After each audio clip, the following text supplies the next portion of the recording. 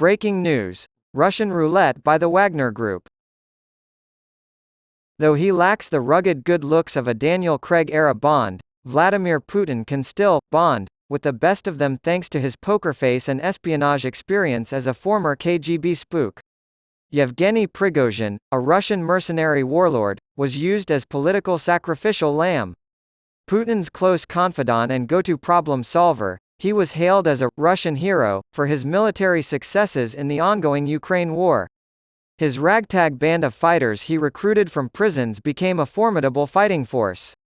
He knew the prison system well, having spent many years there for his dark deeds as a misguided youth. His arrogance in challenging the Kremlin ultimately cost him the presidency. Too close to the sun, like Icarus. According to him, the March on Moscow was an unsuccessful mutiny against the Defense Ministry's incompetent handling of the Ukraine war. Between May of 2022 and May of 2023, the Kremlin poured $1 billion into the Wagner organization. The Kremlin is accused of employing Prigozhin's private military firm as a front for covert military operations in furtherance of Russian interests abroad.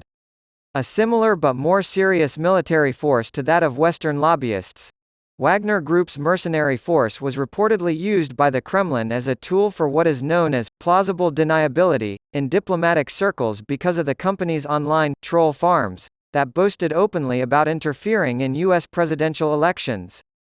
Prigozhin's rise from hamburger tycoon to political wheeler-dealer was ultimately doomed by the failure of his insurrection against the powers that be.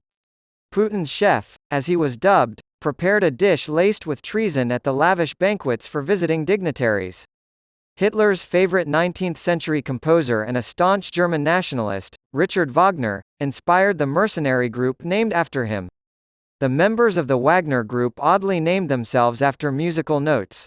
Prigozhin was misled by the Russian supreme leader into thinking that he and his accomplices might be forgiven for their crimes. Putin's macho image had been damaged by this act of treason, which was seen as reason enough to get rid of the man who had grown too big for his military boots. Revenge, as the saying goes, is best served cold. It's possible that this time, the deadly menu went beyond the usual suspects like polonium poisoning, radioactive salads, and the mysterious falling out of windows of dissidents and traitors.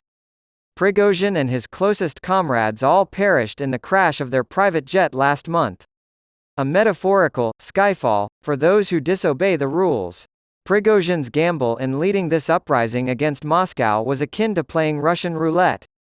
The practice dates back to Tsarist Russia, where a single bullet was loaded into the cylinder of a pistol, spun around, and then the trigger was pulled while pointing the gun at the target's head. Oddly reminiscent of the spin and W in wheels that frequently appear on websites. Prigozhin was taking a huge risk when he staged his mutiny and ultimately shot himself in the head. Because otherwise Prigozhin would have learned from the old adage that history repeats itself, which he obviously did not. Pugachev, a Russian military officer, led a rebellion against Catherine the Great in 1773.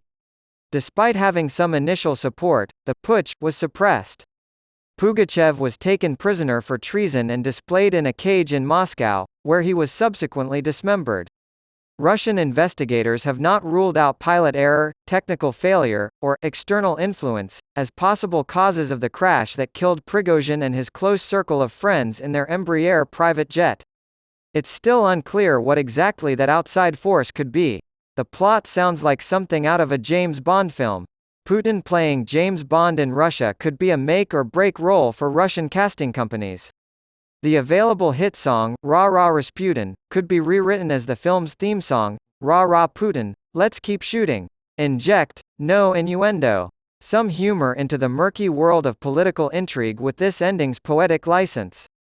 The ends, according to Machiavelli, justify any means.